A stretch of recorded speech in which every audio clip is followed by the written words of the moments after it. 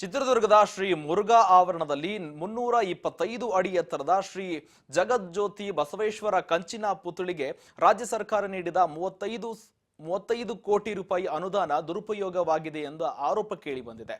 ಹಾಗಾಗಿ ಮುರುಘಾ ಮಠದ ಡಾಕ್ಟರ್ ಶಿವಮೂರ್ತಿ ಮುರುಘಾ ಶರಣರಿಗೆ ಮತ್ತೆ ಸಂಕಷ್ಟ ಸಾಧ್ಯತೆ ಎನ್ನಲಾಗ್ತಾ ಇದೆ. ಹಣ ದುರುಪಯೋಗ ಬಗ್ಗೆ ಮಾಜಿ ಸಚಿವ ಏಕಾಂತಯ್ಯ ದೂರು ಹಿನ್ನೆಲೆ ಎಡಿಸಿ ಕುಮಾರಸ್ವಾಮಿ ಮತ್ತು ಪಿಡಬ್ಲ್ಯೂಡಿ ಅಧಿಕಾರಿಗಳನ್ನೊಳಗೊಂಡ ತನಿಖಾ ಸಮಿತಿ ವರದಿ ಸಿದ್ಧಪಡಿಸಿದೆ.